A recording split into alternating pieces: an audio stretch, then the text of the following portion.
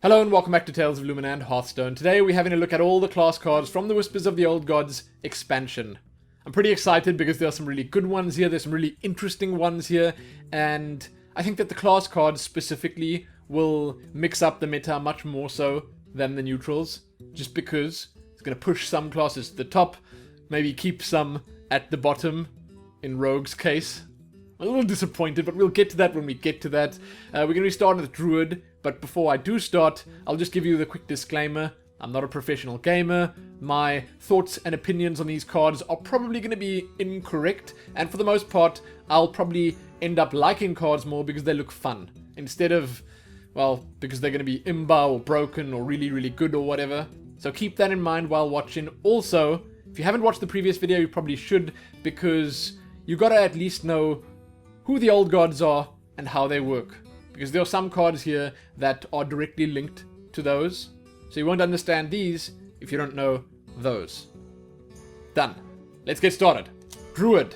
We're going to start with the legendaries, we're going to work our way through the epics, through the rares, and then to the commons. Druid. Fandral Staghelm is their legendary. Man, oh man, this guy. He seems really, really cool. 4 mana. For a 3/5, he has an effect that I think people have wanted for a very long time. Your choose one cards have both effects combined. In other words, if you play Druid of the Claw, it gets charge and 2 health and taunt. That's while this guy is out. And he costs 4 mana. And he's a 3/5. He's really, really good. If you play Keeper of the Grove, he's going to deal 2 damage and silence.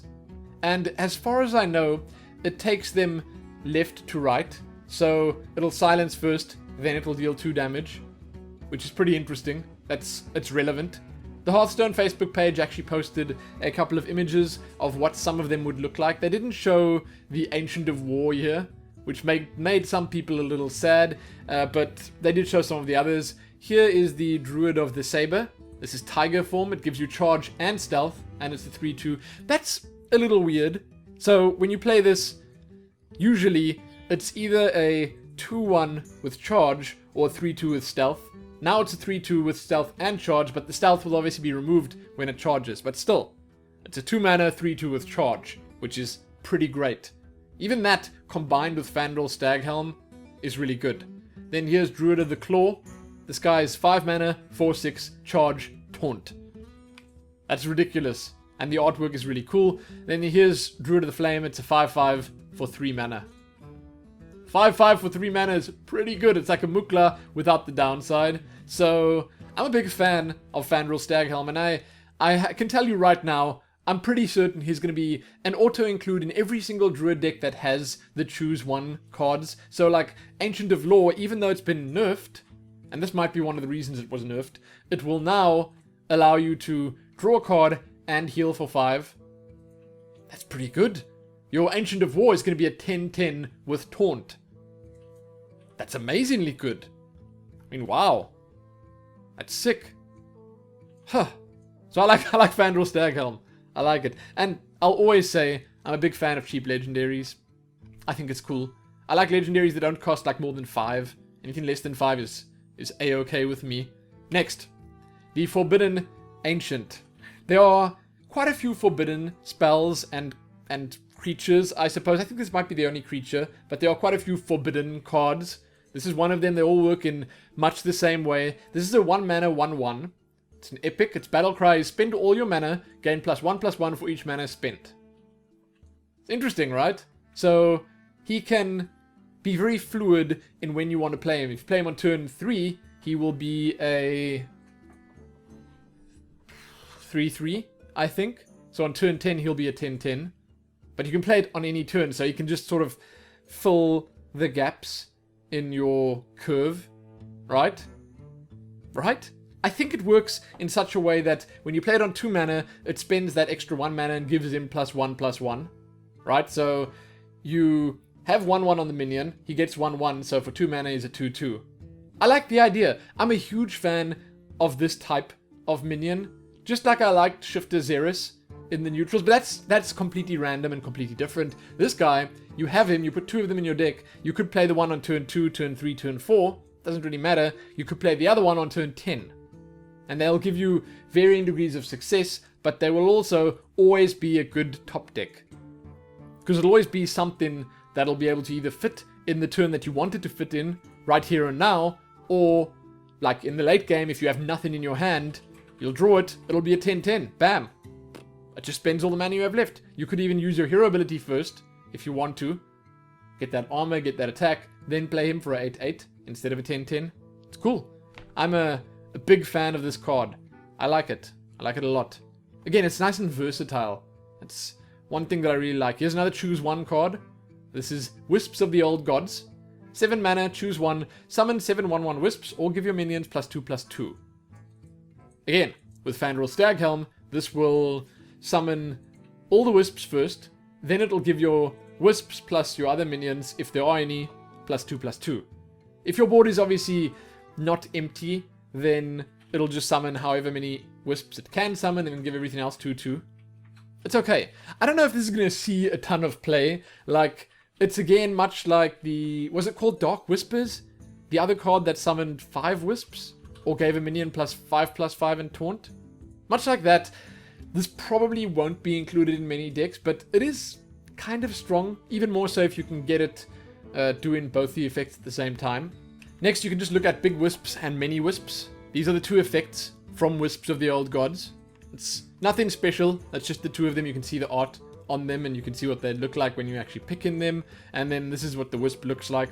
0 mana 1/1. It's a Wisp, but it's just a bit angrier looking.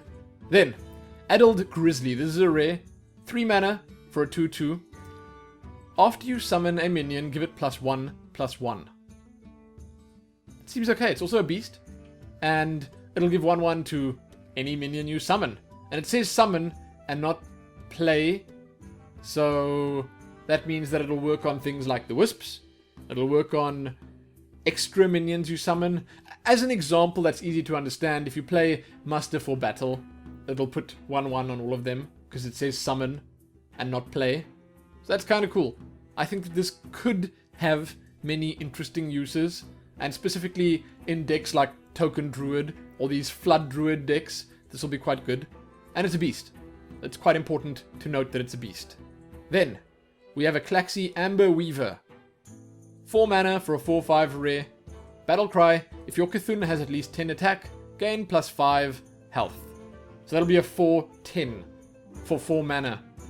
And I discussed before that having 10 attack on Cthulhu, it's not too tough. It's not too difficult. Fortunately, this guy doesn't have taunt, else he'd just be crazy. So the chances are, when you get to turn 4, when you get to a little later in the game, you should have 10 attack and he should have that extra 5 life. The extra 5 life can probably be dispelled, silenced, but it's still a pretty big minion. A 4/10 is going to help you a whole lot to trade into other stuff, and it'll be quite tough to remove. So I think it's pretty okay. Pretty okay. I like that they added the Klaxi in this as well. There are a couple of them. It's cool to see them. Then we have the Maya Keeper. This is like an alternate version of the Keeper of the Grove. Just another keeper, basically. He looks kind of the same, just a little corrupted. 4 mana for a 3/3. Choose one, summon a 2/2 slime, or gain an empty mana crystal. Again, I'm a big fan. I just like these choose one cards. I like the versatility that they provide. So you have a little bit of extra ramp on turn 4 in case you missed your Wild Growth or your Darnassus Aspirant or whatever else you use to boost your mana crystals. So you've got this if you need it on turn 4, or you can summon the 2/2 slime. That'll be 5/5 worth of stats for 4. And 2 bodies, which is also important. I like this dude. I think it's kind of cool. Now, I do think that he'll see play. Maybe not a whole lot. Maybe people will only play 1 of them in the deck. But I don't see why you wouldn't play 2. It's okay. I suppose there are stronger things for 4. Like Fandral Staghelm. Which also works nicely with this. Aha! Okay. Then you can just see what the 2 of them look like. That's Yogg-Saron's Magic. That's for the mana crystal. And Yshiraj's Strength. That summons the slime. That's the slime. He's just a plain 2/2. I think he's got the same visual as the neutral slime as well. The neutral 2/2 slime that's summoned by the infested Tauren. Anyway, next up, the first common, the Dark Arakoa. 6 mana for a 5/7, taunt, battlecry, give your Cthulhu 3/3 wherever it is. I think this is just quite good. I think it's just a solid drop, like on 6 mana, and this is, again, a point where Druid didn't really have much to play. The only thing Druids usually play on 6 mana is Emperor Thaurissan. So, on 6 mana, you're going to play a 5/7 with taunt, and you're giving your Cthulhu 3/3. That's strong. That seems really strong. I like it. And 5 health is that sweet spot that can kill almost any of the important minions you'll encounter before turn 6, right? So I like this card. I think it's good. A lot of taunt in this set though, right? Next, Feral Rage. Choose one. Give your hero +4 attack this turn, or gain 8 armor. Again, another choose one card. This is a spell though. If you have Fandral out, you get both the effects. It's pretty okay. It's arguably better than Healing Touch. Healing Touch restores 8 health, but it doesn't give you the option to get that 4 attack. Now I suppose life is in some situations better, but I think in most situations the armor is better because you can actually go above your life total. And then you've got the 4 attack, and 4 attack is a good amount. 3 attack would have been, but 4 attack is really good. I like it. There's a card called, is it Bite? Bite for Druid, which is 4 mana, gives your hero 4 attack and 4 armor. Could be likened to this. I think this might be a little bit better. You have to choose this one, but still, I think it might be better. Next up is just the 2 of them. You can see it's Evolve Scales and Evolve Spines. Quite cool, again, that they put the artwork in there. An actual bear druid with scales on. I like it. Next is Mark of Yisharj, or Yisharaj. I'm never gonna, figure out which one it actually is. 2 mana, give a minion +2/+2. If it's beast, draw a card. That's actually quite good, right? So, correct me if I'm wrong, but for 2 mana, you can give a minion 2/2 and taunt with Mark of the Wild. This is just 2/2, but drawing a card I feel is a little more meaningful than just giving a minion taunt. It'll help you a little more. And it's a common, so it won't be too hard to get. You're probably going to have an abundance of these. I like it, and again, like that they're trying to make druids use the beasts a little more, or at least care about the beast synergy, because obviously if you've got beasts in your deck, this will be much better. And that's it. That's it for druids. We're going to move on to the next class now. I'm a big fan of the druid cards. I think druids, they did okay in this expansion. Next is Hunter. Starting with the legendary Princess Huhuran. She's from AQ in World of Warcraft. 5 mana for a 6/5. Battlecry, trigger a friendly minion's death rattle. That's just solid, right? 5 mana, 6/5, good stats. Okay, firstly, it needs to be said, those are good stats. Really good. And triggering a death rattle just like that is also quite good. If you're playing a death rattle hunter, say you put this on a Savannah Highmane, you get those 2/2 hyenas instantly, plus the death rattle effect is still there when the minion actually dies. It's great. Even if you use this on a web spinner, it's probably worth it, because you're playing on a 5 maybe, you're getting a 6/5 body, it's a beast as well. I just don't see a downside. I think it's really good. This might actually be like the first really good playable, I can't really say playable, because I mean the Hunter Legendaries, they're not super terrible, but this might be the best one so far. Just saying. Call of the Wild. This is a spell, the first epic. 8 mana. Summon all 3 animal companions. They are apparently summoned in alphabetical order, which means if you don't have space, it'll summon, what is it, like Huffer, then Misha, then Leok. No, then Leok, then Misha. Okay, there you go.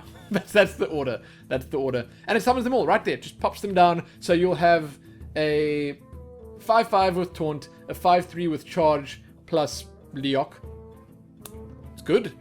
Oh no, does it give +1/1 or just +1 attack? I can't remember. I can't I can't remember, but it's good. It's quite good. And 8 mana, I mean, it seems steep, but you basically just instantly generating a pretty strong board. Plus there's the charge, plus there's the taunt, plus there's the effect on the rest of the minions, so it's like a mini bloodlust as well. I like this card. I don't know if it'll see play again, it's quite expensive, but I like this card. Is that actually how Leok looks? He looks really happy. Happy to be helping. Giant Sandworm. Another epic. 8 mana for 8/8. It's a beast. It's quite scary. Whenever this minion kills another minion, it may attack again.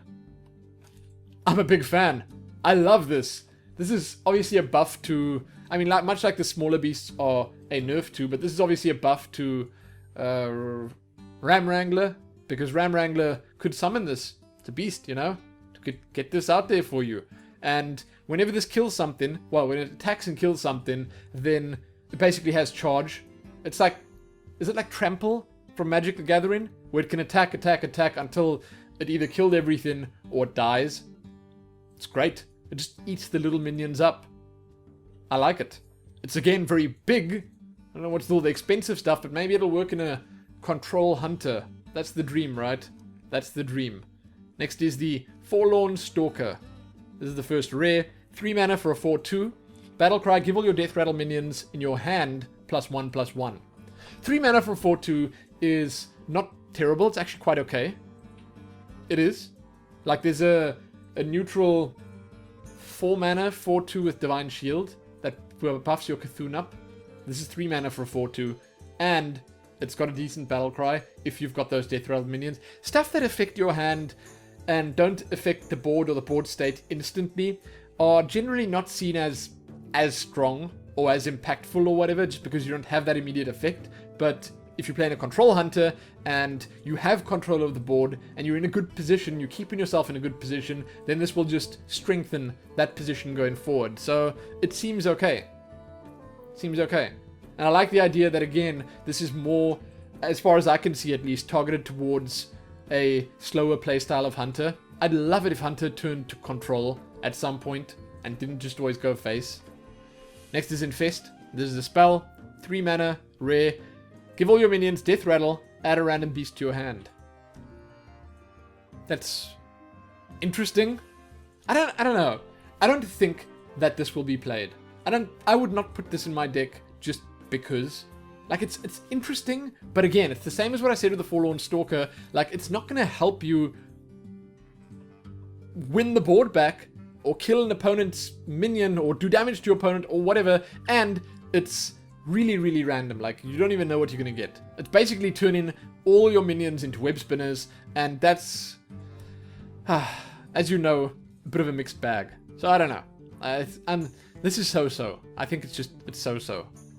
Infested Wolf. Death Rattle. Summon 2 1/1 spiders. It's 4 mana for a 3/3. It's a rare. It's a beast. These spiders are apparently also beasts. So you can see here's the 1/1 spider. Just a 1 mana 1/1 beast. So I guess that's okay. 4 mana for a 3/3 that summons another 2/2. So you're paying 4 mana for 5/5s worth of stats, but you don't get it all at the same time. But they're all beasts. So that's okay. Maybe it's the age of the buzzard again. Does the buzzard work with summons, or is it when you play? I can't remember what they did with buzzard.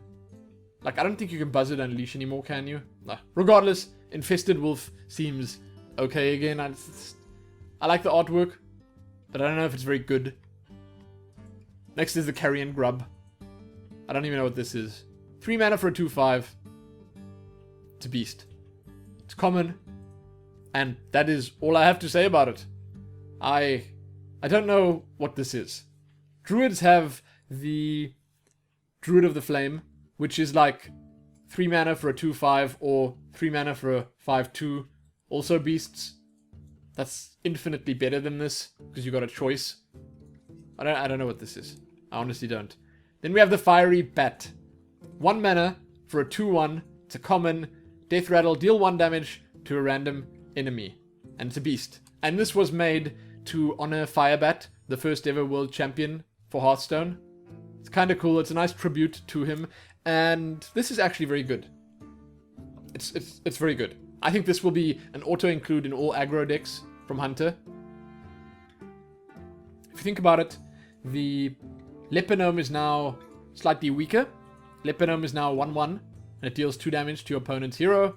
This is still a 2-1, and it can actually help you clear the board, or do some damage to minions on the board, or the enemy hero if there's nothing on the board. I think it's good. It's very cheap. It's a beast. Nothing negative to say about this. And the artwork's cool. I think this is going to be used a whole lot. So Firebat got himself a good card.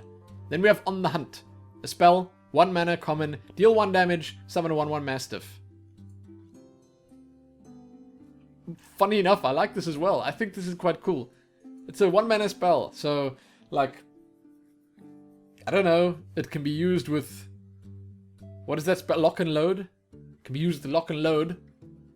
It can be used to synergize with things like the Auctioneer, or other stuff that require you to play cheap spells. And then you summon a Mastiff. Here's the Mastiff. It's a 1 mana, 1/1 beast. No charge or anything like that, but it's kind of cool. I think it's okay. And that's the final Hunter card. Not bad. Like, I think Hunter got some solid stuff. The Legendary, probably the best of the lot. Or at least the most interesting of the lot, because it's actually good. I like the Fiery Bat as well. Those two are probably my favorites. Next class is Mage. Oh, the Mage cards. The Mage Legendary is called Anomalous. 8 mana for 8/6. Death Rattle. Deal 8 damage to all minions. That's... I don't know. I don't actually know what that is. Like, it seems okay. And as Mage, you like that kind of... You want that? You want to be able to clear a board and also have high attack and do lots of damage. Or I suppose you want that as any class. But I just don't know if it's good enough. 8 mana, 8/6. Yeah, you know what? What I like about this is that if you play it and your opponent has some stuff on the board and you're not in danger of dying immediately, then this is going to reset the board state like pretty much instantly when it dies. It'll kill everything. But in most cases, it'll be your opponent that chooses when this happens. So they could be able to twist it in their favor. Seeing that it's a Death Rattle, that's usually how Death Rattles work. Your opponent always has time to respond to it because it's not a battle cry. I'm on the fence about this. I'm not sure if I like it or not. I think I prefer some of the other Mage cards. Next, 5 mana, Epic. Add 3 random Mage spells to your hand. That's just really good. It is really, really, really, really good. Incredibly good. Amazingly good. For all the freeze magey, stall-in, fatigue mage type decks out there, this is perfect. And almost every single mage spell is good. You could get some cheap ones, some expensive ones, you could get a good mix. I mean, sure, you could get 3 Pyroblasts, but it'll almost always give you something good to use in the next turn, or in the same turn if you top deck it or whatever. And it also extends the amount of time you can spend in a game, because obviously you will have so many more cards to use. You'll have so much more removal at your disposal, because most of the mage cards are either secrets or removal, so yeah, this is really good. This will definitely see a lot of play. It's great. Next is Forbidden Flame, another epic. This is another one of those forbidden cards, like the Forbidden... was it the Ancient? The Druid card. 0 mana, spend all your mana, deal that much damage to a minion. I think it's cool. I like that on turn 1 or 2, basically, you can already kill one of those 2 hit point minions that can be so annoying if you don't deal with them quickly, like if you're missing your Frostbolt or whatever, and on turn 10, you can one-shot a big fat legendary or old god or something like that. It's great. Because it costs 0, it will do 10 damage on turn 10. I think this is really cool. And again, it fits that versatility slash you can use it anytime slot. I don't know. You have this, you can keep it, or you can use it early on. So early on, you can use it to protect yourself, protect your life total a little bit. Later on, if you top deck it, it can be used to save you once again from something much bigger, because you're much later in the game. I like it a lot. And again, it also, which is very important, synergizes with a whole lot of stuff that Mage already has, like Flamewaker, like Mana Worm, like whatever, and you can choose to play it at any point. You can even play it for 0 mana just to trigger or proc something. I like it. Cult Sorcerer, the first rare. 2 mana for a 3/2. Spell damage +1. After you cast a spell, give your Cthulhu +1/+1 wherever it is. See, this is a different twist on the whole Cthulhu boosting thing. So you can play this, you can play a bunch of spells, and then say you play 3, 4, 5 spells, your Cthulhu gets that much extra in stats. Not much more to say about it. 2 mana for a 3/2 is great, plus the spell damage, plus the effect. That's strong, right? I think that's pretty strong. Next, Demented Frostcaller. 4 mana for a 2/4. After you cast a spell, freeze a random enemy. This synergizes nicely with a spell we're going to see in a little bit from Mage. And it also obviously makes things like Ice Lance quite a lot better if you're using it to kill minions and not just on the enemy's face. It's okay. Like, 4 mana for a 2/4 is not great. And I think that the effect, you have to first cast a spell before it actually does anything. So the effect is, it's questionable. Like, it might be good, but it might not be, because 4 mana is already quite a bit. You've got to play more spells. You're going to want to probably play this earlier on. I don't know. I don't know. And as a 2/4, how long will it really survive? So the cost and the health and attack, it's a little weird, but the effect could be cool, especially, like I said, considering some of the cards they've added. Next is the Servant of Yogg-Saron, another rare. 5 mana for a 5/4. Battlecry. Cast a random spell that costs 5 or less. Target chosen randomly. Yeah, like Yogg-Saron, this is very random, and this can be either really good for you or devastating for you, just because. 5 mana, that's a lot of things. That could cost Flame Lance on itself, or on an enemy minion, fine. It could cost a fireball to your face and kill you, or a fireball to your opponent's face. It could heal your opponent up for 8. It could do anything. It could cost Kabbalist's Tome. It could give you a bunch of Mage cards just like that. I don't know. It's very random, but it's kind of scary to think about how much stuff it could do. Like, how many spells there are in the game that cost 5 or less. Yeah. I don't know. I would be afraid of putting something like this in my deck. Just like I'm going to be afraid of putting Yogg-Saron in my deck, but I'm going to do it anyway. I'm just going to do it, because it's going to be so fun. That'll take Casino Mage to new heights. Then we have the Faceless Summoner. 6 mana for a 5/5 common. Battlecry, summon a random 3-cost minion. That's incredibly good, right?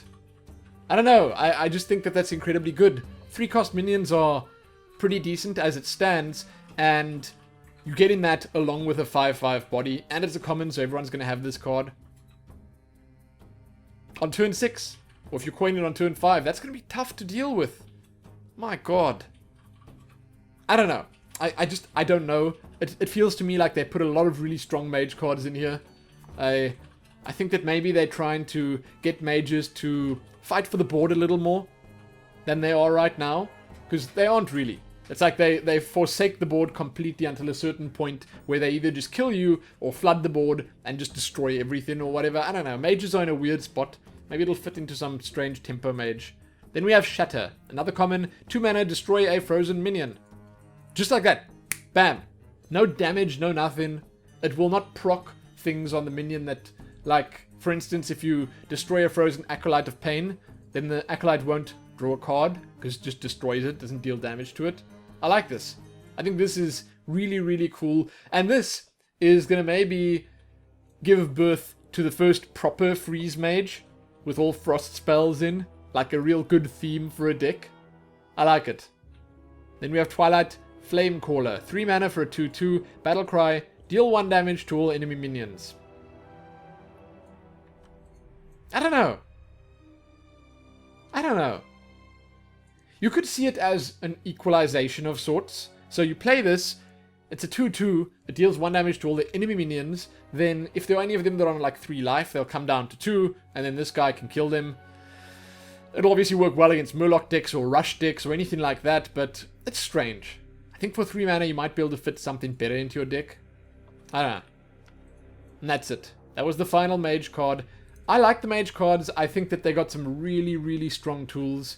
And I think that Mage is going to be A-okay come the expansion. Like, perfectly fine. Now moving on to Paladin. Here's an exciting one.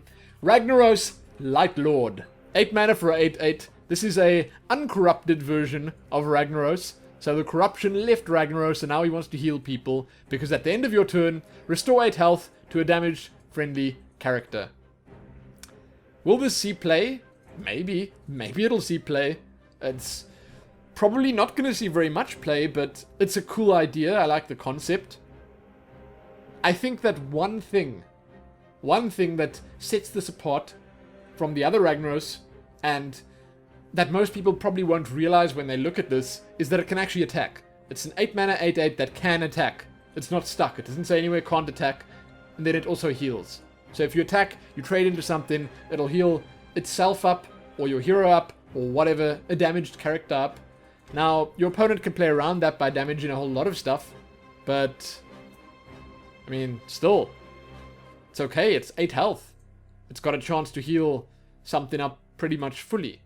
I love the idea of this card. I'm just not sure if it's going to work. I love the idea. I think it's great. Next, Forbidden Healing. This is another epic. So far, all the Forbidden cards have been epics. Spend all your mana, restore twice that much health. Twice. Twice that much health. Just let that sink in for a moment. 10 mana, 20 health. That's a lot of health. That's a lot of health. People might put this in to their decks as like a panic card. Just if you need that clutch heal, you're about to die to a face hunter, whatever, you just need 1 or 2 more turns. Play this baby on turn 5, 6, 7, whatever. The turn you're about to die. It heals you up. It heals you up good. That's going to be a massive heal. I like this. I like all the Forbidden cards so far. I think that this whole spend as much as you want to do as much as you want thing is great. I think it's a really cool idea. But next. Ooh, this one. Vilefin Inquisitor. 1 mana for a 1/3 Murloc. Battlecry, your hero power becomes summon a 1/1 Murloc. Is that not great? Is that not amazing? I like it. I really like it. This, firstly, has amazing artwork. Look at it. It's like a little Murloc sorcerer with tentacles and stuff. And added to that, the Murloc that it summons when you use your hero power, the Silver Hand Murloc, is the cutest thing I've ever seen. Look at it. Look at him. He looks so proud with his hammer and shield. I think this is going to be a staple in Murloc decks, of course. And again, I like that it's a 1 mana 1/3. It's good, right? It should be auto-include in all Paladin decks just because of how cute the Silverhand Murloc is. That's what I think, at least. I'm probably not thinking of all the synergies that it can be used for, but in a Murloc deck, it will be good because, obviously, like, you might play this in, say, a regular deck. Okay, let's just first focus on that. Say you play it in, like, a normal deck and you just include a couple of war leaders in your deck. Okay, and then you summon 1 or 2 little Silverhand Murlocs, you play the war leader, and suddenly you've got a massive board. You can surprise gank your opponent with Murlocs. Big Murlocs. Obviously, when you play the Vilefin Inquisitor, they'll suspect something, but I think it's an interesting idea, and it's a great looking card, and it's pretty fun. So it's quite high up on my list. Next, we have the Rallying Blade. 3 mana for a 3/2. It's a rare. Battlecry, give +1/+1 to your minions the Divine Shield. So that's when you play this, your minions the Divine Shield get +1/+1. I think that that's sort of a theme that Blizzard are trying to set with Paladin, because there are quite a few new Divine Shield and Divine Shield boost-in and buff-in cards. You'll see, we're going to move on to that now. And if I'm not mistaken, that is Varian Rin's Sword. I might be mistaken, but it kind of looks like it. And then it's a 3/2. 3 attack on a weapon is pretty good. At least, I think it's pretty good. You know, the Fiery War Axe is 3/2, but it doesn't give all your minions Divine Shield +1/+1. it might be considered like a win more card. In certain situations, it'll help a lot more than in others. If you have nothing on the board, you might have to play this just like that without any Divine Shield to kill stuff. But if you're playing things like Argent Squire and one or two of the other cards I'll show you now, then it might actually be really good. You're going to be able to flood the board with little stuff before you play this anyway. Next up, one of the cards I was talking about, the Selfless Hero. 1 mana for a 2/1. Death Rattle, give a random friendly minion Divine Shield. That's quite okay. 1 mana 2/1 once again. That's like a good stat line. You want the 2 attack on there so it can trade up. And then the Divine Shield, I like that you can sort of control it, because if you're playing this early game, say you play this on 1, right? Then your opponent plays something. Maybe he coins out a Dark Peddler, right? Then you've got this on the board, he's got his Dark Peddler on the board. You play your Knife Juggler, you attack this into the Dark Peddler, it dies, it gives your Knife Juggler Divine Shield, and then you sit in pretty. And you can play your Rallying Blade in the next turn after that. I guess +1/+1, you've got a weapon out. Right? I mean, that makes sense, doesn't it? I'm a big fan of this card. I'm just a big fan of the Paladin cards in general. Next, Steward of Darkshire. Rare. 3 mana for a 3/3. Whenever you summon a 1 health minion, give it Divine Shield. How's that?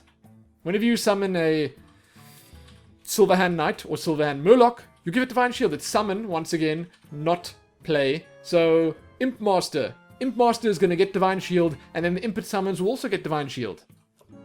Oh, but it'll deal 1 damage to itself, so it'll lose Divine Shield. I mean, that's a little counterproductive, but still, it's kind of good. I like it. I think that this is going to work nicely with Rallying Blade, with the Silverhand Murlocs, with the Selfless Hero. Yeah, it's quite cool. Then we have a Light in the Darkness. 2 mana for a common. Discover a minion, give it +1/+1. That's great. That's really, really, really, really good. Isn't that like basically an auto-include? Because you're going to have a choice of 3. You're discovering something. You could get big stuff, small stuff, anything to fit any point in the game, and it's going to have +1/+1. And it's a spell, so it can synergize with other things because of that. One of my favorite cards. I like it a lot. Versatility. I like the Discover mechanic. Plus, you're getting the 1/1 on it, so it's kind of good. Next is Divine Strength. 1 mana for a common. Give a minion +1/+2. I mean, that's good, but it feels like it might be a little weak if you draw it on its own later on. I mean, obviously it'll be a little weak, but I suppose you could summon a Silverhand Recruit or whatever, put this on it, then it's a 2/3. A little weak. A little weak, but also kind of good. I do like all the cheap stuff, though, because all of this just buffs Divine Favor greatly. So you can just play all your stuff, Divine Favor, fill up your hand. I think Paladin's going to be playing like that a lot going forward. And I'm not against that. I think it's great. Then we have Stand Against the Darkness. 5 mana, summon 5, 1/1 Silverhand Recruits. So if you play Steward of Darkshire, then they will all have Divine Shield. That's tough to deal with. Really, really tough to deal with. So if you play that, along with Steward of Darkshire, along with Rallying Blade, then you're going to have 2/2s of the Divine Shield. I can get behind that. Definitely can. That's it for Paladin. We are moving on. Priest. Priest is next. This is one of the legendaries that was revealed kind of early on. Herald Volage. 6 mana for a 5/5. Battlecry. Summon a 1/1 copy of each of your other minions. That's weird. It's a little strange because a 1/1 copy would obviously die really easily, but then if it's got like a death rattle or a special effect on it that you like, that will be copied as well. It'll just be a 1/1. So if you have a Sylvanas, just a Sylvanas in play along with this, then you'll have 2 of the Sylvanas death rattle effects. You'll steal 2 minions from your opponent. Or if you have any other useful death rattle, it'll just be so much better. It's, in that sense, a really great card. I think it's quite versatile in its uses. Like, there are many different uses that this could have. If you have like a Northshire Cleric out, then you could heal and draw 2 cards. If you think about that. Maybe you have an early game board of a Northshire Cleric, a Dark Cultist, and something else. You play this, you get a copy of each of those. That's great. That could be really, really good. That could also be bad, of course. Depends on what you're playing. 6 mana for a 5/5 is not terrible, but the effect is really strong, so yeah. I think it'll see play. I'm just not sure in which kind of decks. Embrace the Shadow is next up. This is 2 mana to spell. This turn, your healing effects deal damage instead. It's basically like a 1-turn Organized Soul Priest. It's only 2 mana, so it's a little more flexible. You could use this along with Circle of Healing. You could use it with like Flash Heal or whatever. It's okay. There aren't that many healing effects on Priest. There's a new card that's been added that has a battle cry that heals, I think. Gonna have to check to make sure, but battle cries also obviously get affected by this. So if you play this, then you play an Earthen Ring Farseer, you target something, it'll do 3 damage instead. It is again cheaper than the Organized Soul Priest, so you might be able to use it, squeeze it in different situations and stuff like that. And hey, if you want to go full Shadow Priest, this card is an auto include. Next, Forbidden Shape-In. I like it. I like it. Another forbidden spell. 0 mana. It's an epic. Spend all your mana, summon a random minion that costs that much. I think that this is probably better than the Druid one. It's different, obviously, because the Druid one is much more predictable. You know what's going to happen with it. This one is unpredictable, but, you know, that said, it's possibly really, really good. You could play it on 2 and get a Millhouse Mana Storm. Right? Obviously, you don't get the Battlecry effect going off then, so you get a 4/4 for 2 mana. You could play it on 10 and get an Old God. I think it's good. I like this card. Again, I like all the forbidden cards. I think that they are some of my highlights from this set. Then we have Shadow Word Horror. It's a rare. Destroy all minions with 2 or less attack. It's like the anti-Paladin card. I don't know. We're just looking at Paladin that has all these small minions and different ways to buff the small minions. This will just destroy all the Divine Shields along with the minions. Doesn't even care. Okay, this card does not even care. And it's cool artwork as well with the Murlocs and stuff. I think that Priest probably wanted it to say, destroy all minions with 4 attack. That would have been much better. Okay, that would have been exactly what Priest has been waiting for all these years. But, I mean, this may be like as a one-off in a deck. Personally, I prefer Shadow Madness to this. Just because Shadow Madness allows you to steal someone's Death Rattle or something like that from their minion. Maybe draw a card from their Acolyte. Maybe get the effect of that minion for a short period of time before killing it off on one of the other minions. It doesn't destroy all of them, sure, but at least you get something else back from it. So I personally prefer that, but this is still okay. Then we have the Shift in Shade. 4 mana for a 4/3. It's also a rare. Death Rattle, copy a card from your opponent's deck and add it to your hand. 4 mana for a 4/3 is so-so, like that's Shredder basically. And the Death Rattle is, again, a little bit random, but given that, you know, most people try to put good cards in their decks, this will no doubt give you something reasonably okay. I can't think of something terrible it would give you. In most cases, it'll give you something good. Maybe it'll give you something that doesn't synergize nicely with what you've got, but you will get a card from it. And that card could be good. It's okay. It seems decent. Cool artwork once again. All the artwork is good so far. But yeah, it's not like super, super strong or anything. I don't think Priest have a whole lot on 4 mana either, so maybe that fills a nice spot for them. Next is the Twilight Dark Mender. 5 mana for a 6/5. Battlecry, if your Cthulhu has at least 10 attack, restore 10 health to your hero. That's a lot of health. And as I've said multiple times before, 10 attack on Cthulhu is not really a big deal. You'll get that pretty easily, as far as I know, unless you're really unlucky. And a 6/5 for 5, that's okay. I can't say anything bad about it. It's pretty simple, straightforward, and it's good anti-aggro. You play that on 5, maybe you've lost about 10 life, you get your life back, and you're happy. You're just good to go for the rest of the game. Then we have the Darkshire Alchemist. I like this one more. 5 mana for a 4/5. Battlecry, restore 5 health. I was talking about this and Embrace the Shadow. So if you play Embrace the Shadow, then you play this, then you can deal 5 damage to something. If you think about that for a second, that's really strong.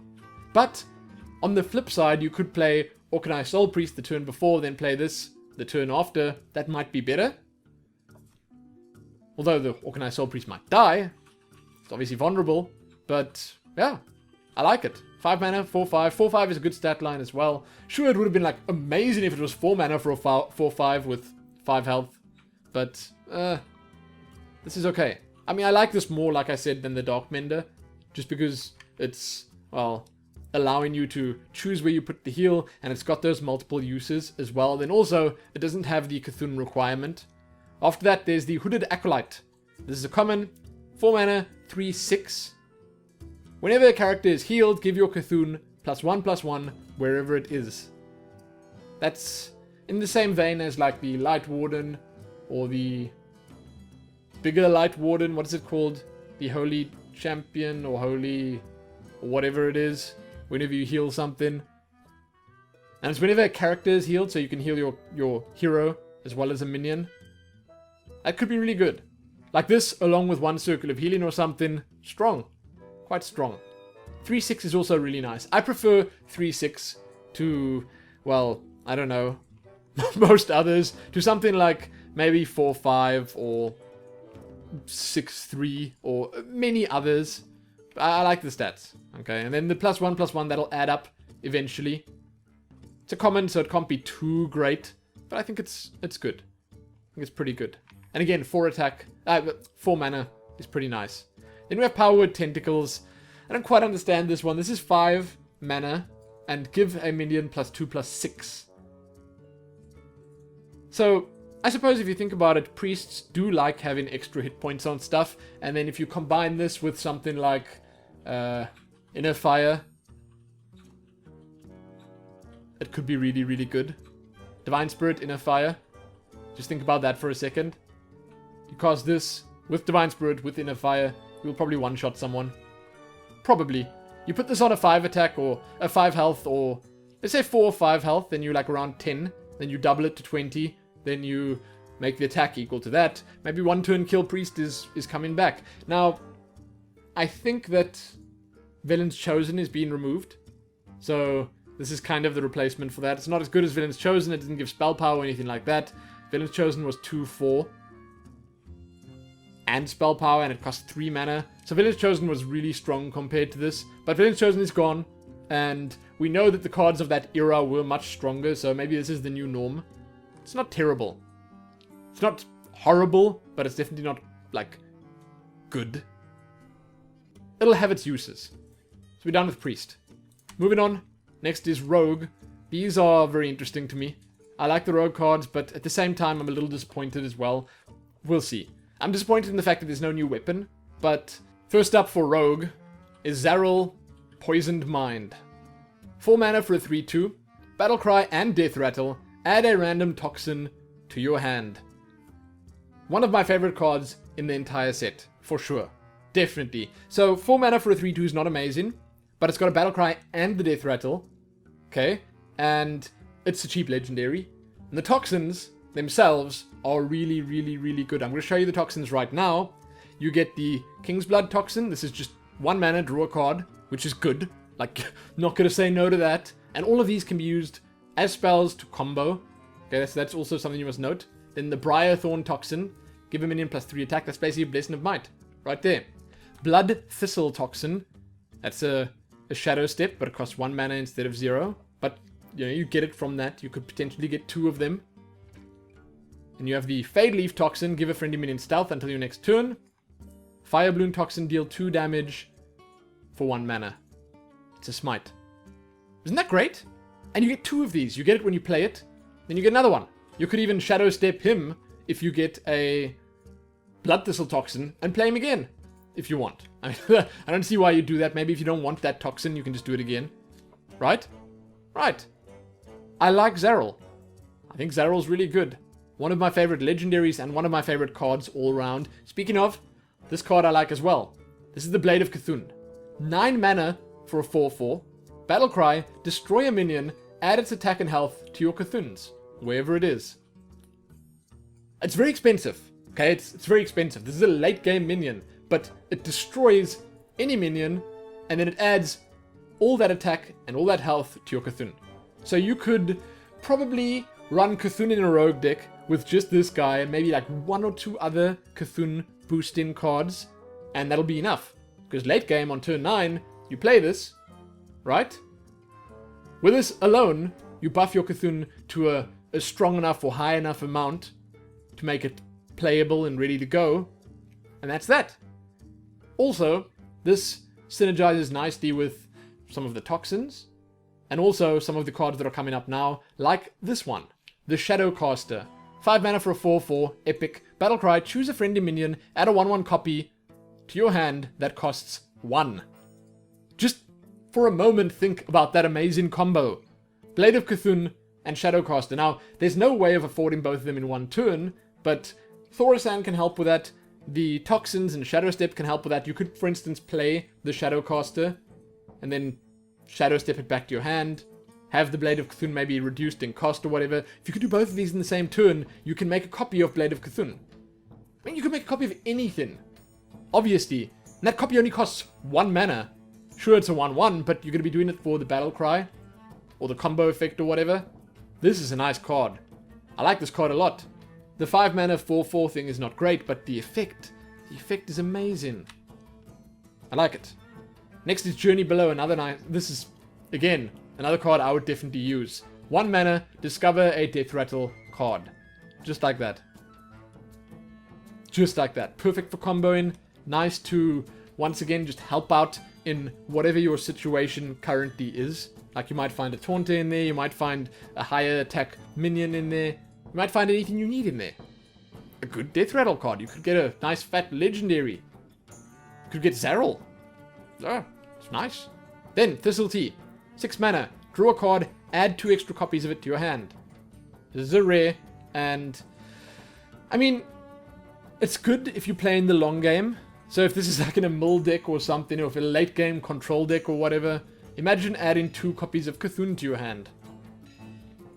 If you can somehow manipulate your deck with things like Gang Up, add more of the stuff you want copies of to your deck, get even more copies of it with this, that'll work out quite nicely in your favor. Imagine you do that and then you get Journey Below plus 2 more copies of Journey Below. That's almost instantly usable. So I like this LT. Then we have the Undercity Huckster.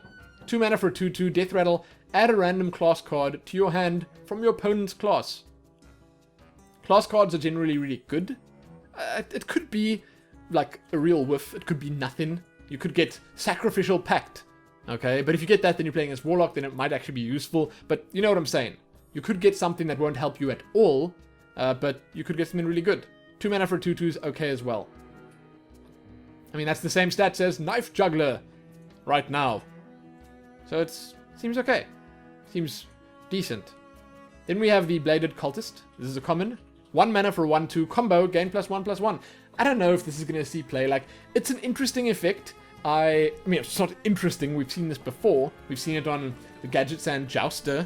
Like, that's actually almost exactly the same, except it's a Joust instead of the combo. Combo is probably easier to pull off, but 1 mana for a 2/3. While that is good, while it is okay, I just think that it's not worth it for a 1 mana minion. Like, you'd rather, maybe sure you can use it to combo other stuff, but then you're not getting the combo on it.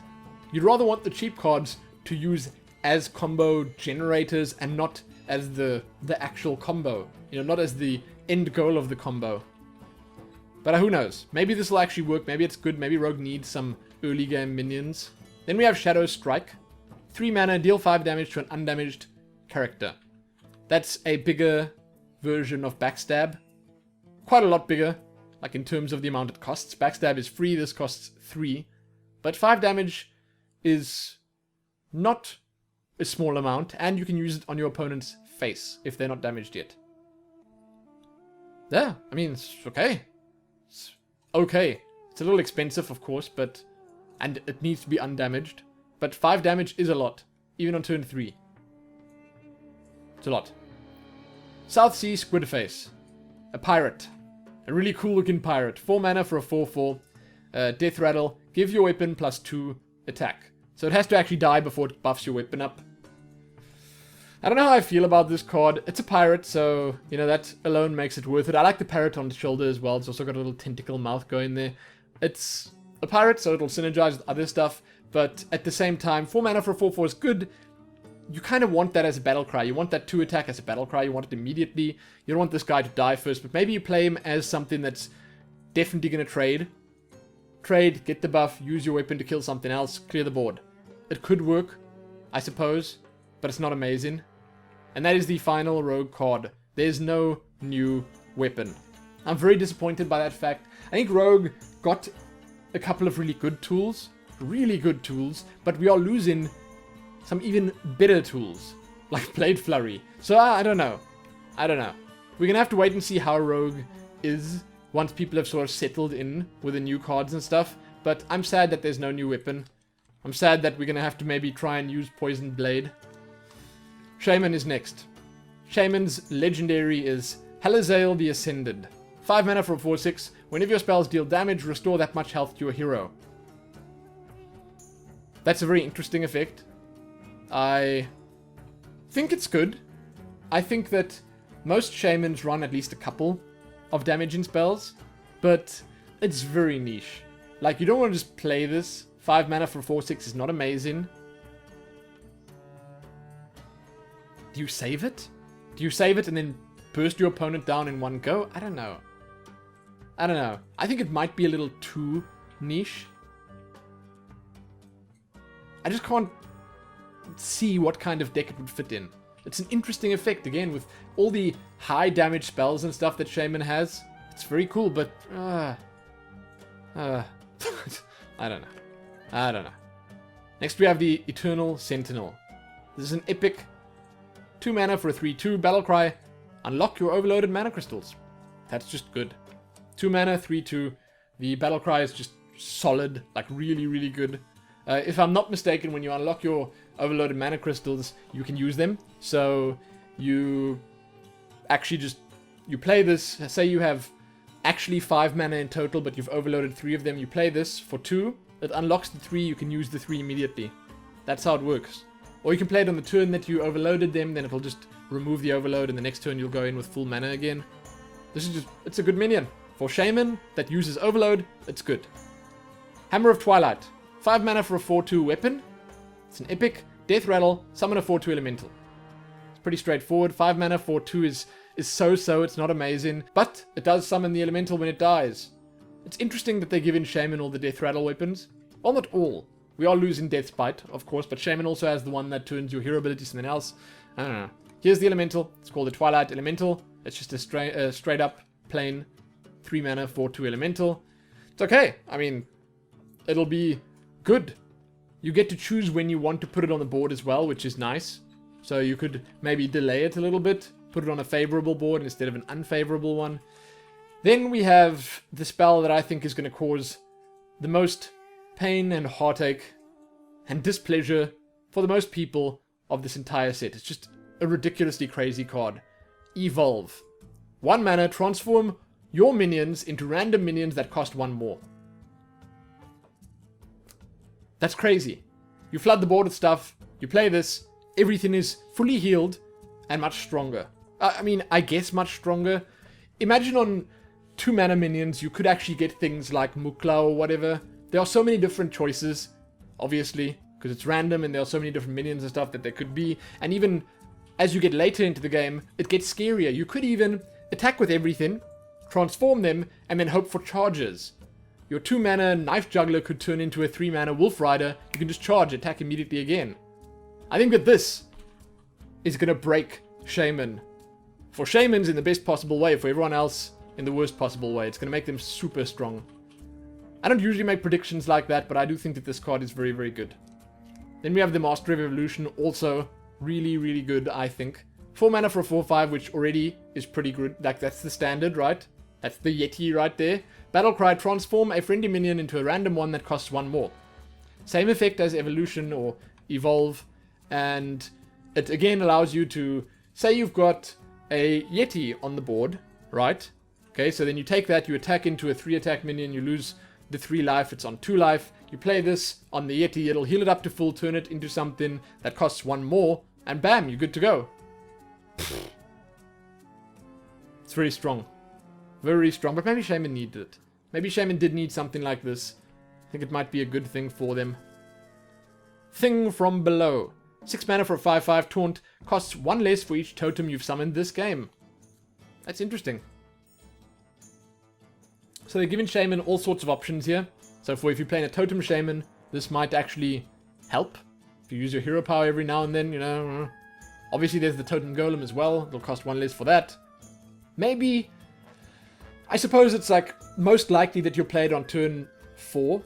4 to 5. A 5/5 is not bad. I think that's okay. It's got taunt, which is also important to note, but it's definitely not bad. Then we have the Flame Wreathed Faceless. 4 mana for a 7/7. Overload 2.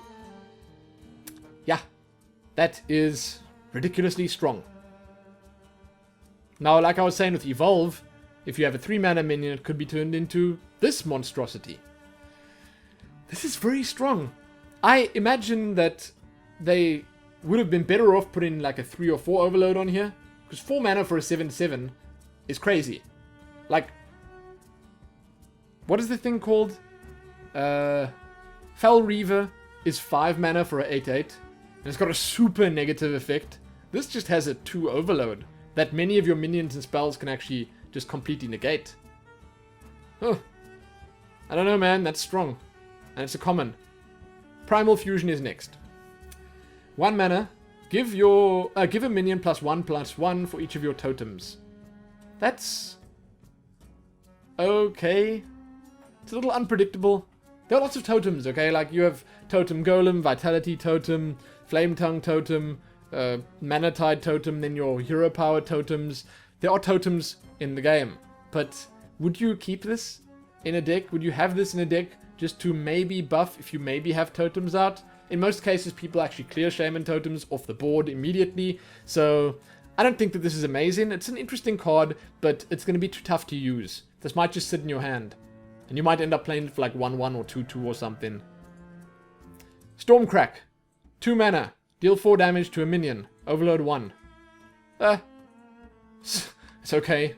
It's okay. I think Lightning Bolt might just be a little better. 4 damage is better than 3, of course. But 2 mana is not better than 1. Of course. That's just more direct damage. Now, because Blizzard knows Face Shaman is a thing, it's only to a minion. So that versatility, that choice is gone as well. It's just to minions. So this is okay. It's probably not very good. And that's it for Shaman. Next up, and second to last, is Warlock. Their legendary is Cho'Gall. 7 mana for a 7/7. The next spell you cast this turn costs health instead of mana. This is very good. I think that this is actually going to be used a lot. Warlocks already toy around with their health so much. And if you think about it, this will be perfect as like a Dr. Boom replacement in Reno Warlock. Play this in Reno Warlock. You have a bunch of spells in there. Say, for instance, Shadow Bolt, Dark Bomb, Siphoned Soul. Siphoned Soul, you kill something, you restore the health. You pay the health, you restore the health, kill something. It's all actually free. And paying life is generally a good thing, because it'll get you ahead by so much. But it's only the next spell you cast this turn. So you can only play this and play the spell immediately afterwards and have it have the effect then. You can't play this and then the next turn want to play a spell. But 7 mana for a 7/7 it's not terrible either. I think this is a good legendary. I do. I also like the theme that they give into the Warlocks, where they just toy with their life like it's nothing. I like it. Next is Doom. 10 mana, destroy all minions, draw a card for each. Great artwork. And decent card, I guess. Very late game once again, but I imagine this would find a home in something like a Reno Warlock. You draw a bunch of cards. You want to survive till that late anyway. Who knows what new archetype it'll fit in as well, but I think Twisted Nether is actually much the same. I mean, 8 mana and 10 mana, there's a big difference between the two, of course, but you get to draw a lot of cards for this, potentially a lot of cards, even for the minions that you had. If they were like tokens or imps or whatever, maybe you implosion the one turn, cast this the next turn after attacking. It's not terrible. Then we have Forbidden Ritual. Another one of the forbidden cards. And another one that I like. 0 mana, spend all your mana, and summon that many 1/1 tentacles. Cool artwork, but these are the tentacles. They look like icky tentacle. So I guess the green ones are not the tentacles. The tentacles are actually the tentacles. The icky tentacle is just a 1/1. And I suppose that synergizes quite nicely with Doom. In some ways, of course.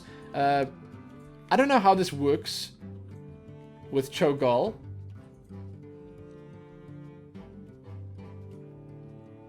Okay, so if you have 3 mana left, it'll just be a 3 life, 3 tentacle spell. I guess that's how it works. Yeah. Okay, so it's not as good as the other forbidden cards, but it'll give you a lot of little dudes on the board. A lot of little tentacles. Then we have Renounced Darkness. This was also announced very early on, and this is a crazy card. 2 mana, epic. Replace your hero power and Warlock class cards with another classes. The cards cost 1 less. So, yeah, that's the thing. You can basically just cast this and start your role-playing adventure as a different class.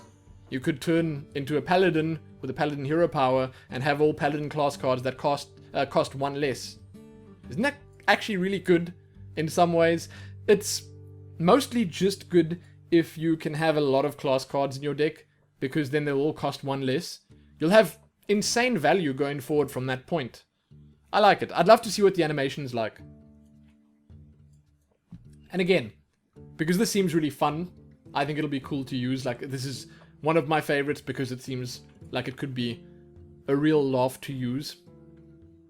Darkshire Librarian. 2 mana for 3/2 Battlecry. Discard a random card. Death Rattle. Draw a card. I was wondering when they were going to add something like this again, because they added things like Fist of Jaraxxus, Tiny Knight of Evil, and the other stuff that benefit from you discarding cards, but that never became a thing, really. So here's the one that actually helps out in that. 2 mana, 3/2. It's got like a Loot Hoarder's draw card, Death Rattle, but you got to discard one, a random card when you play it. So it could work out. It could buff up your Tiny Knight of Evil. It could cast Fist of Jaraxxus. Yeah, I mean, overall, though, you might actually find better 2 manas. Like, better 2 mana 3/2s. Ones with less negative attached to them. I don't know. Spread in Madness. 3 mana, deal 9 damage, randomly split among all characters. That's very strong, but very random. So, if you can somehow make your hero immune, or if you can somehow get your opponent down really low and then cast this, and like maybe statistically you'll have a better chance of killing your opponent than doing more of it to you, it's random. So, it is actually possible that all 9 damage will go on you, but it's obviously unlikely, but it is possible. This can be a real double-edged sword here. I don't know. 3 mana for 9 damage is ridiculous, though. Ridiculous. And we have Darkshire Councilman. 3 mana, 1/5. After you summon after you summon a minion, gain +1 attack. Sorry, I was reading it in the wrong order. So every minion that you summon gives this guy +1 attack. That's obviously him gathering his little mob of people. 3 mana for a 1/5 is... Well, it's 3 mana for a 1/5. It's not great. But if you're playing like a Flood Zoo or Hobgoblin Zoo or whatever, then this will work very nicely. Really nicely, actually. Because if you think about it, those play things like... They play mostly the 1 mana or 2 mana cards. Think about that for a second. You play like 2 Argent Squires along with this and a Hobgoblin. Then you've got a super stacked board. Super stacked. It's really cool. I like it. And speaking of minions, cheap minions, here's the Possessed Villager. 1 mana for a 1/1. Death Rattle, summon a 1/1 Shadow Beast. That is exactly what the Darkshire Councilman is looking for. Because this guy counts as a summon, the Death Rattle counts as a summon, and that'll give him +2 attack. It's great. That's the Shadow Beast. It's just a Shadow Beast. 1 mana, 1/1. And this next card is the Usher of Souls. Whenever a friendly minion dies, give your Cthulhu +1/+1, wherever it is. 5 mana, 5/6. Stats are okay, not amazing, but it also ties in with a whole token / small minion thing. That's exactly the same as the Darkshire Councilman, the Possessed Villager. You want stuff to be expendable, you want it just to die constantly, so you keep buffing your Cthulhu up. It's an interesting idea. And that is the final card. The last class we're looking at is Warrior. The Warrior Legendary is Malkarok. He is from the Siege of Orgrimmar raid in Mists of Pandaria. And he's quite scary looking. 7 mana for a 6/5. Battlecry, equip a random weapon. That seems okay. Like, it could be really, really, really good. It could be average. You could get yourself, I don't know, Ashbringer, Gorehowl, you know. There are lots of good Gladiator's Longbow. Lots of good big weapons. There are a couple of weapons that do different things as well. You could get that one from the Shaman that summons an elemental. It's okay, eh? 7 mana, 6/5. This could fill your Dr. Boom slot, because Dr. Boom is going away. 7 mana, 6/5, the stat line is not great, but you get in a weapon. And in most cases, I think the average attack will probably be around 3 for a weapon, right? Well, probably 2 to 3. So, I think it'll be worth it. I think it might be okay. This might actually see play. Then we have Blood Brothers. 3 mana, add a copy of each damaged friendly minion to your hand. This is a theme that they're going with for Warrior, is having things be damaged. You'll see there are a couple of other cards that synergize nicely with that. And this is interesting, you know? It's interesting. So you're going to use your Whirlwind effects, there's another spell that's coming up in just a moment that you'll see that'll work nicely with this. You're going to damage things. And as you damage them, you can do different things with them as well, like Battle Rage or this or whatever else there is. Next is Tentacles for Arms. It's a weapon. 5 mana for a 2/2. And again, Warrior gets a weapon, but there's no rogue weapon. What gives? 5 mana for a 2/2. Death Rattle, return this to your hand. So it's just an infinite 2/2 weapon. But you got to play it for 5 mana every time. Maybe in a Pirate Rogue it'll be really good, because there's that Pirate that reduces your weapon cost by 2. Yeah. Then I think it's much more reasonable. Definitely. Definitely. Ancient Shield Bearer. 7 mana for a 6/6. Battlecry, if your Cthulhu has at least 10 attack, gain 10 armor. Super cool artwork on this one. And decent effect. 10 armor. It's just like a corrupted or stronger version of the normal little shield bearer lady. Shield maiden. But your Cthulhu does actually need that attack. It's okay, it's goodish.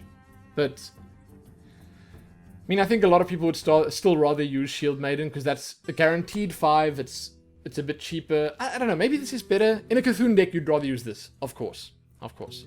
Then we have Blood to Ichor.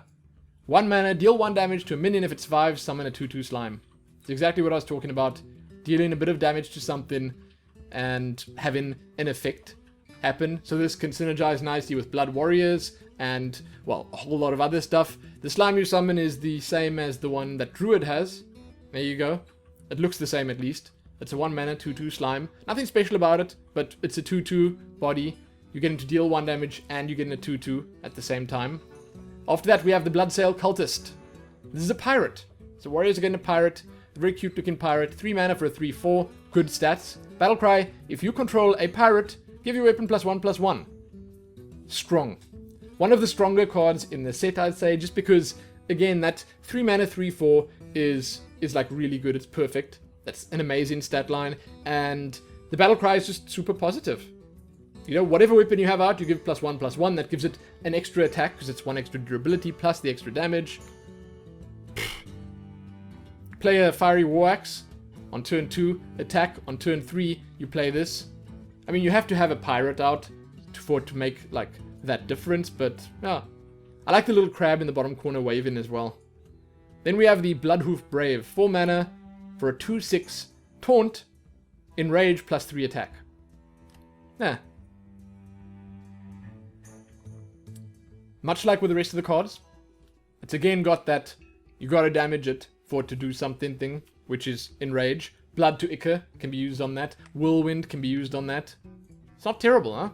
It's not terrible at all. Then we have another pirate, because apparently Warrior is now the pirate class.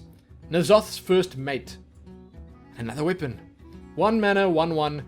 Battlecry, equip a 1/3 Rusty Hook. This is quite good. I mean, for a pirate deck, this is amazing, of course, because you have those different ways of boosting your weapon, and you want a weapon out early on. For example, if you want to play Bloodsail Cultist, that's pretty good to have. That's your pirate, and that's your weapon. Done. You could make a 2/4 weapon. That's a lot of attacks. Very strong. Very, very strong. Here's the Rusty Hook. 1 mana, 1/3. Looks cool as well. And then we have the Ravaging Ghoul. This is a corrupted version of the Unstable Ghoul. Battlecry, deal 1 damage to all other minions. So instead of having the Death Rattle, it's got a Battle Cry. It's a 3 mana 3/3. Again, dealing damage to your own minions to accomplish goals. All of these things, they synergize with a lot of the warrior cards that are in this, well, the different sets. Things like Armorsmith and this.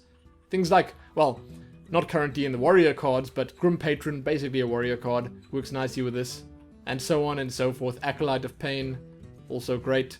Frothin Berserker. So many different things that you can use. And that is that. That's the end of it. I've gone through all the cards. I can't say which are my favorite just yet. I like the look and feel of the Paladin and Rogue cards the most, but I do think that the Mage and Shaman cards are the strongest. That's my initial thought, at least, that the Mage and Shaman cards are a little better, but I might be thinking about it looking at the current meta, so I might not know enough about this set and about how it's going to work to be able to make an accurate prediction. Overall, though, I'm a big fan of what they're doing. I like that this is probably going to mix things up so much. And as it stands, like I said, I'm most excited for Rogue and Paladin. Now, I might, in the next video, do just a top 10 favorite cards. That's it. Talk about them a little bit. Just mention what they are. It's going to be a much shorter video. Much shorter. But I might do that just to see how that changes down the line, like a week or two from now, after the expansion's been out a while, see if I actually ended up using those or whatever. I don't know. But you can check back here soon for more. Give it a like, share it, and do all your stuff. Let me know what you thought about the cards. Do you think the same as me? Do our opinions and thoughts differ greatly? I'd like to hear. There you go. Happy that.